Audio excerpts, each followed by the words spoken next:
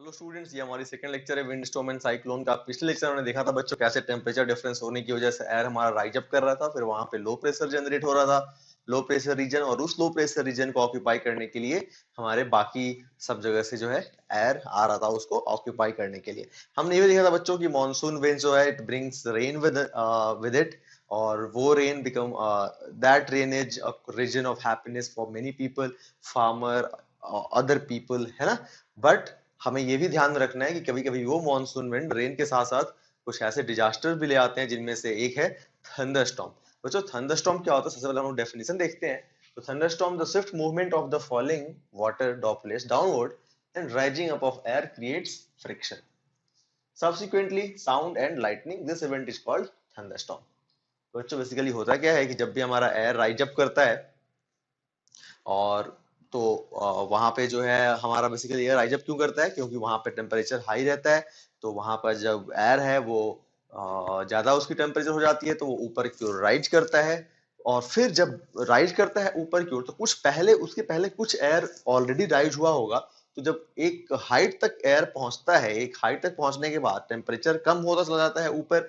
तो जो हमारा एयर है बच्चों, वो ऊपर की ओर जाने के बाद अपना हीट लूज कर देता है ना। मतलब कंडेंसेशन होता है बच्चों। और हमारा जो वेपर है, जैसे हमारा ऊपर की ओर जा रहा है वाटर, वो किस फॉर्म में जा रहा है? जो एयर जो जा रहा है उसमें बेसिकली वेपर भी होता है ना। तो वेपर हमारा ऊपर की ओर जाके कंडेंस हो जाता है, ये हमारा कन्वर्ट हो जाता है वाटर में, कुछ कन्वर्ट फ्रीज भी हो जाता है कुछ वेपर, है ना। तो बच्चों हमारा आइस में कन्वर्ट हो जाता है वो। तो ये एयर राइज अप हो रहा है, और फिर पहले जो एयर राइज अप हुआ है वो कंडेंस होके नीचे आता है लिक्विड या फिर आइस के फॉर्म में। तो बच्चों ये जो एयर राइज अप हो रहा है और जो ऊपर से आ रहा है, इन ये दोनों एक दूसरे में इन एक दूसरे को रब करते हैं, इन दोनों में फ्रिक्शन होता है। फ्रिक्शन होने की वजह से बच्चों आप चार्जेस जनरेट हो जाते हैं, ठीक है। और उन चार्जेस की वजह से स्पार्क होता है, जिसको हम लोग जायंट स्पार्क, है ना। जैसे आपने कभी भी देखा होगा कि जब ये कभी आप प्लग लगाते हैं, कभी कभी आपने जो है आयरन का प्लग, जनरली मतलब वैसा इलेक्ट्रिकल अप्लायंस जिसका थोड़ा सा पावर ज्यादा हो, जब भी आप लोग जो है प्लग लगाते हो तो आप देखते हैं कि थोड़ा बहुत स्पार्क अपने आप कभी आपने नोटिस किया होगा। तो जो लाइटनिंग हमारा क्या है, एक जायंट स्पार्क है, बहुत बड़ा स्पार्क होता है ये, ठीक है। क्योंकि वहां पे चार्ज जो जनरेट होता है ना, बहुत हाई चार्ज जनरेट होता है इन फ्रिक्शन की वजह से, क्योंकि रीजन बहुत बड़ा होता है ना। क्योंकि जैसे हमारा जब जा रहा है एयर तो वो बहुत बड़े रीजन को अफेक्ट करता है, तो बहुत ज्यादा चार्ज जनरेट होता है। तो फिर हमारा जो है लाइटनिंग और साउंड, हमारा ये चीज हम एक्सपीरियंस करते हैं, जिसको बच्चों हम लोग थंडरस्टॉर्म बोलते हैं, ठीक है। अब थंडरस्टॉर्म हमने डेफिनेशन देख लिया, कैसे जनरेट होता है वो देख लिया। बात करेंगे कि थंडरस्टॉर्म अगर है तो उसके हम लोग बचने के लिए क्या क्या कर सकते हैं, प्रिकॉशंस क्या क्या ले सकते हैं बच्चों। तो प्रिकॉशंस ये है कि पहले तो आप किसी ट्री के नीचे ना खड़े हो ड्यूरिंग थंडरस्टॉर्म आप मेटेलिक अम्ब्रेला लेके ना खड़े हो, है ना। आप वाटर में ना हो, रिवर, स्विमिंग पूल, पॉन्ड, इन चीजों में आप ना बैठे हुए हो। और आप जो है अगर ट्रक में है, सॉरी बस में है या फिर कार में है, तो आप जो है कोशिश करें कि आप ट्रक में, बार बार truck, I don't know truck क्यों बोल रहा हूँ मैं बार बार, लेट्स से आप जो है कार में बैठे हुए हैं या फिर बस में बैठे हुए हैं, तो आप कार या बस में ही बैठे रहें, है ना। क्योंकि वो जो बॉडी होती है कार और बस की, वो कंडक्टर होती है, तो हमारा लाइटनिंग जो है वो हिट करेगा उसके कंडक्टिंग बॉडी को, और उससे हमारा चला जाएगा नीचे ग्राउंड में। इसीलिए आपने देखा होगा, इसी प्रिंसिपल हमारा ये काम करता है। आपने देखा होगा कि बड़ी बड़ी बिल्डिंग्स में या फिर घरों में भी एक एक कंडक्टर लगाया होगा, लाइटनिंग कंडक्टर बोलते हैं उसको बच्चों। टॉप पे, सबसे टॉप पे हमारा एक लाइटनिंग कंडक्टर होता है, और उस कंडक्टर से एक वायर कनेक्ट होता है, ग्राउंड तक जाता है वो। तो लाइटनिंग जब स्ट्राइक करती है तो वो एक्चुअली लाइटनिंग का बच्चों ये होता है ट्रैवल करने का, कि वो शॉर्टेस्ट पॉसिबल पाथ जो है, करंट जो है बच्चों, इलेक्ट्रिसिटी, वो शॉर्टेस्ट पॉसिबल पाथ सर्च करता है, जहां उसको सबसे फास्टेस्ट शॉर्टेस्ट पाथ मिलेगा उससे वो फ्लो होगा। तो बच्चों उसको जो है कंडक्टर है उसमें इजीली फ्लो हो सकता है करंट, तो वो कंडक्टर को हिट करता है, वो पूरी बिल्डिंग को हिट नहीं करता है, और उस कंडक्टर को हिट करता है, और कंडक्टर के थ्रू जो है वो ग्राउंड में चला जाता है। तो ये हो गए बच्चों हमारे प्रिकॉशंस ड्यूरिंग थंडरस्टॉर्म, ठीक है। आगे बढ़ते हैं हम लोग। Thunderstorm gets converted into cyclone, thunderstorm becomes cyclone. ये ऐसा क्यों होता है? इसको हम लोग पढ़ते हैं बच्चों। जैसा कि आपको मैंने बताया कि जो एयर पहले पहुंच गया था वो कंडेंस होकर नीचे आता है, मतलब वेपर हमारा वाटर में या फिर आइस में कन्वर्ट हो जाता है। बच्चों जब भी हमारा वाटर वेपर जो है कन्वर्ट होता है आइस में या फिर वाटर में, तो वो हीट रिलीज करता है। तो हीट रिलीज करता है बच्चों, तो जब हमारा वहां पे हीट रिलीज करेगा, मतलब वहां की टेम्परेचर ज्यादा हो गई, टेम्परेचर ज्यादा हो गई तो वहां पे क्या होता है, टेम्परेचर ज्यादा होने के बाद वहां का एयर ऊपर की ओर राइज करेगा और ऊपर की ओर राइज करेगा, तो फिर वहां पे क्या होगा, एक लो प्रेशर रीजन वापस से जनरेट हो जाएगा। तो नीचे तो हमारा था ही लो प्रेशर, ऊपर भी हमारा लो प्रेशर जनरेट हो गया। तो क्या होता है बच्चों कि नीचे से और एयर उसको और ज्यादा एयर जो है ऊपर की ओर जाने लग जाता है, मतलब ये स्पीड जो है बच्चों काफी बढ़ जाती है और इस तरीके से हमारा साइक्लोन जनरेट हो जाता है। ठीक है, तो आप देख सकते हैं यहाँ पे साइक्लोन का definition, it is a rotating mass of air in the atmosphere. अब rotating mass of the air ये कैसे बोल रहा हूं मैं, तो बच्चों अगर आप इसको देखें तो रोटेटिंग मास रोटेट क्यों करता है, जैसे आपने यहाँ पे देखेंगे बच्चों, तो ये हमारा रोटेट करता है और ये आगे की ओर मूव करता है। तो बच्चों इसमें आप तो ये तो समझ गए कि ये हमारा ऊपर की ओर जा क्यों रहा है, क्योंकि यहाँ पे भी हमारा जो पहले से पहुंचा हुआ था एयर, वो कंडेंस होके यहाँ पे हीट हमारा जो है रिलीज किया हुआ है। तो यहाँ का जो हमारा टेम्परेचर है बच्चों वो हाई हो गया। तो टेम्परेचर हाई होने के बाद यहाँ पे एयर और ऊपर उठ गया, तो यहाँ से हमारा एयर जा रहा है ना, ऊपर की ओर। आप ये हमारा बच्चों रोटेट भी करता है। तो ये रोटेट करता है बच्चों क्योंकि अर्थ के रोटेशन की वजह से, अर्थ की रोटेशन की वजह से ये हमारा रोटेट करता है। और इसको बच्चों हम लोग कॉरियोलिस इफेक्ट बोलते हैं, जो आगे चल के आप ज्योग्राफी में पढ़ोगे। ठीक है, कॉरियोलिस इफेक्ट। ठीक है, तो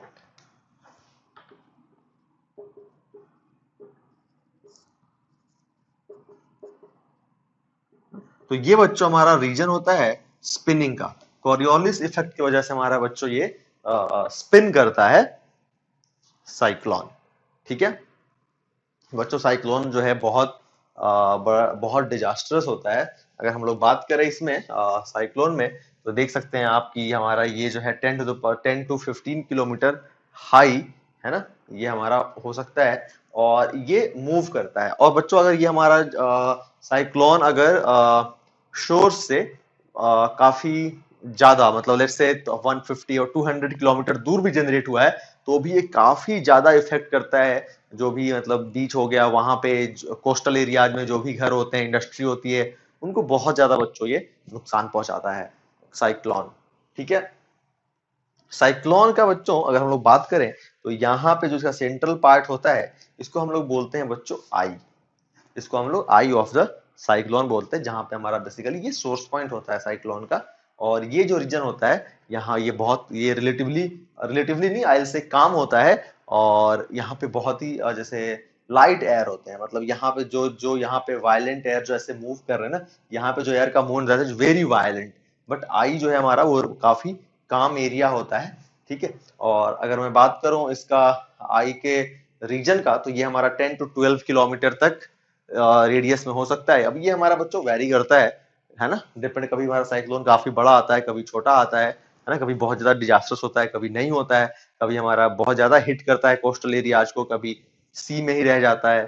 तो ये सब अलग अलग फैक्टर्स पे बच्चों हमारा डिपेंड करता है। ठीक है, तो अब साइक्लोन से अगर हमें बचना है तो हम लोग क्या कर सकते हैं, जैसे यहाँ पे आप देख सकते हैं बच्चों स्ट्रीम फ्लो हो रहा है हमारे इधर की ओर से, तो साइक्लोन हमारा इधर की ओर मूव करता है। तो साइक्लोन जरूरी नहीं कि जहां पे जनरेट हुआ वहीं पे रहेगा, ये फिर हमारा मूव करना स्टार्ट कर देता है कोस्टल एरिया की ओर, तो जिससे बहुत ज्यादा नुकसान होता है। अब साइक्लोन से हम लोग बचने के लिए क्या क्या प्रिकॉशन ले सकते हैं, तो पहले बताता हूँ आपको कि गवर्नमेंट क्या क्या प्रिकॉशन ले सकती है। तो गवर्नमेंट को चाहिए कि सबसे पहले तो वार्निंग दे, है ना, प्रॉपर हमारा इंफॉर्मेशन गैदर करे कि कहाँ साइक्लोन आने वाला है, किस रीजन को सबसे ज्यादा हिट करेगा, कब आने वाला है, और ये वार्निंग जो है बच्चों सबको जो है ये हमारा कन्वे किया जाए। ठीक है, दूसरा कि जो अब वार्निंग जो है और उसको पूरी डिटेल के साथ कम्युनिकेट किया जाए, स्पेशली फिशरमैन को, है ना, क्योंकि वो लोग जनरली हमारा they are out in sea for fishing. तो उन लोगों को इन्फॉर्म करें ताकि उस हिसाब से वो अपना प्लान करें कि उनको नहीं जाना है सी में, या फिर ट्रेडर्स भी होते हैं उन लोग, वो लोग भी सी में ना जाएं अगर हमारा साइक्लोन आने का कोई भी चांस है तो। ऑलराइट, तो और हमारा गवर्नमेंट ये भी कर सकती है कि जैसे मान लीजिए किसी कोस्टल एरिया को हिट करने वाला है, साइक्लोन जैसा अभी रिसेंटली बात चल रही है, अभी चांसेस हैं उड़ीसा और बंगाल के कोस्टल एरियाज को हिट करने वाला है साइक्लोन, है ना। तो इनसे बचने के लिए शेल्टर होम का अरेंजमेंट किया जाए कि जो भी लो कोस्टल एरियाज के लोग जो अफेक्ट होंगे इस चीज से उनको उस शेल्टर हाउस में रखा जाए, एंड गवर्नमेंट उनका टेक केयर करे जब तक कि सब कुछ नॉर्मल ना हो जाए। अब एज अ रेजिडेंट हम लोग को अगर कोस्टल एरिया में रहते हैं तो as a man, as an individual, as people हम लोग क्या कर सकते हैं बच्चों। हम लोग को ये चाहिए कि हम लोग जो भी वार्निंग है गवर्नमेंट का, we should pay attention to that warning and we should be ready to move out. ये नहीं कि नहीं मैं घर छोड़ के नहीं जाऊंगा, मैं घर पे रहूंगा, आने दो cyclone. We should be that rigid. हमें गवर्नमेंट के वार्निंग्स को मानना चाहिए, हमें उस रीजन को छोड़ के चले जाना चाहिए। We should be packed, we should be ready, है ना। और प्लस जब हम पहुंच गए शेल्टर हाउस तो we should not make some fancy demands कि नहीं मेरे को ये चाहिए, मुझे ऐसे बेड पे सोना है ना, या फिर मेरे रूम में एसी नहीं है। शेल्टर होम में हो आप ऑब्वियसली, है ना। जैसे मैं उन लोगों की बात कर रहा हूँ, जैसे अभी मान लो अगर उड़ीसा, आई विश की ना आए हमारा शोर्स पे या फिर बीच पे, ऐसी कोई दिक्कत ना आए, बट स्टिल होता है प्रॉब्लम। तो अब जैसे पहुंच गए हैं शेल्टर होम में, then they are having some fancy demands कि नहीं ये चाहिए मेरे को, वो चाहिए। अभी कोरोना के टाइम में आपने सुना होगा बहुत लोग क्वारंटीन किए गए हैं, तो इन quarantine centre they need facilities की नहीं, ये फैसिलिटी नहीं है यहाँ क्वारंटीन सेंटर में, ये फैसिलिटीज नहीं है। तो इन सब चीजों से हमें एज एन इंडिविजुअल बचना चाहिए, ठीक है। और हम लोग क्या कर सकते हैं, प्रिकॉशंस हम लोग ले सकते हैं कि जैसे हमने देख लिया कि हमें तो एक गवर्नमेंट का वार्निंग को सुनना है, दूसरा हमें रेडी रहना है मूव आउट करने के लिए। शेल्टर होम में जाने के बाद जो है हमें प्रॉपर रहना है as a good human, as a good individual. Undue demands, fancy demands नहीं करना। चौथा हम लोग ये कर सकते हैं कि हमें जैसे साइक्लोन है तो कहीं का बाहर का, जैसे अगर घर में है मान लो हमने हमने शेल्टर होम में हम शिफ्ट शिफ्ट नहीं किए, घर पे ही हैं, let's say cyclone was not that much disastrous, तो घर पे ही थे, तो जैसे इलेक्ट्रिक स्विच को नहीं छूना है, या फिर आसपास का जो वाटर है वो कॉन्टेमिनेटेड हो सकता है तो उसको नहीं पीना है ना। ये सारा प्रिकॉशन लेके बच्चों हम लोग साइक्लोन का जो इफेक्ट है उसको थोड़ा सा मिनिमाइज कर सकते हैं, ठीक है। अब बच्चों हम लोग बात करेंगे, अब देखो बच्चों साइक्लोन का अलग अलग जगह पे अलग अलग नाम होता है। जैसे अब अगर यूएस में बात करें बच्चों हम लोग तो इसमें हमारा हरिकेन होता है। अगर हम बात करें जापान में तो इसको हम लोग टाइफून बोलते हैं, ठीक है। और बच्चों ये जो नेमिंग होती है हमारा साइक्लोन्स की, तो ये पहले था कि बस जो है हमारा ये फीमेल नेम होता था साइक्लोन का, लेकिन अभी आई थिंक 1979 या फिर 1989 एग्जैक्टली देखो मेरे को याद नहीं आ रहा है कि कौन से टाइम का बात है, उसके बाद से ये डिसीजन लिया गया था कि नहीं मेल फीमेल दोनों नाम हो सकते हैं साइक्लोन के।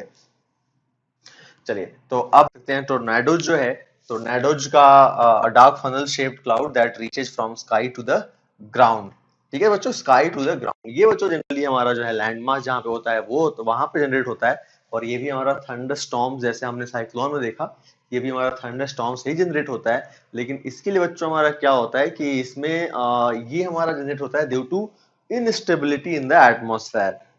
इनस्टेबिलिटी मतलब कि हमारा जैसे कभी कभी ऐसा होता है कि ड्राई एयर जो स्पिन जो एयर आ रहा है उसमें जैसे कुछ एयर ऐसा dry air, dry and cool air, और कुछ एयर हमारा लेस से ऐसा है जो कि वार्म एंड मॉइस्चर है। उस एयर में वो एयर वार्म है बट मॉइस्चर है। तो ऐसे जब दो एयर का मिक्सचर जब स्पिन होता है हमारा थंडरस्टॉर्म में ऊपर जा रहा होता है, ठीक है, तो यहाँ पे वो हमारा स्टेबिलिटी इनस्टेबिलिटी हो जाती है इनमें, ठीक है। जब वो ऊपर पहुंचते हैं वहां पे तो वहां पे एटमॉस्फेयर में इनस्टेबिलिटी आती है, ये टिल्ट हो जाते हैं, ठीक है। तो जो एयर है हमारा वो थोड़ा सा टिल्ट हो जाता है और ये नीचे आके हमारा ग्राउंड के साथ कनेक्ट हो जाता है। तो फिर ग्राउंड पे जो है बच्चों, ग्राउंड पे हमारा जो एयर है ये नीचे की ओर स्पिन होने लगता है और हमारा टोर्नेडो जनरेट होता है बच्चों। टोर्नेडो वैसे मोस्टली जो टोर्नेडोज होते हैं उनका लाइफ स्पैन बहुत कम होता है, 5 मिनट 10 मिनट्स, बट कभी कभी जो है इनका लाइफ स्पैन 1 आवर 2 आवर हो जाता है। जब 1 आवर 2 आवर हो जाता है तो दे आर वेरी हार्मफुल, है ना, वेरी डिजास्टरस, और इनकी स्पीड जो है tornadoes can travel with the speed of 300 kilometers per hour. It can destroy many of houses, buildings, industries, factories, है ना, and kill many of people and animals. तो बच्चों वैसे टोर्नाडोज का लाइफ स्पैन कम होता है, बट कभी कभी लाइफ स्पैन जो है हमारा ज्यादा हो जाता है, तो हमारी फिर उसकी स्पीड भी बहुत ज्यादा होती है, 200 miles per our, 300 miles per our, बहुत ज्यादा स्पीड हो जाती है। 300 माइल्स पर आवर तो थोड़ा मैंने ज्यादा बोल दिया, 300 kilometre per hour we can say, है ना, 200 माइल्स पर आवर, ठीक है, up to 200 miles per our.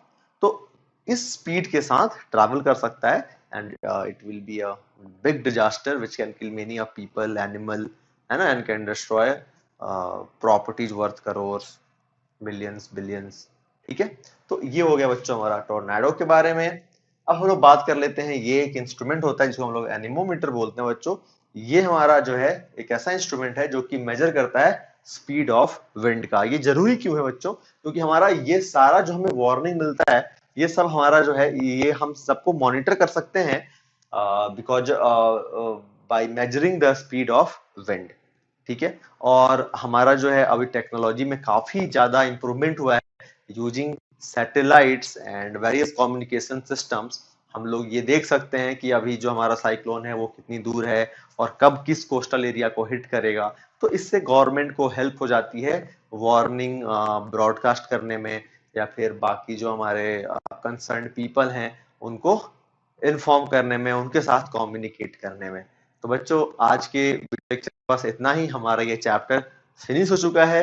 Basically ये थ्योरी चैप्टर था, तो I didn't have much scope to teach you something extra. तो आप एनसीईआरटी सारे प्रॉब्लम्स कर लें। एग्जाम एनसीईआरटी के अलावा अगर आपके पास कोई और बुक है तो उसके भी प्रॉब्लम्स आप सॉल्व कर सकते हैं। जो भी डाउट आएगा आप वो पूछ सकते हैं, और हम लोग नेक्स्ट चैप्टर स्टार्ट करेंगे अगले वीडियो लेक्चर में।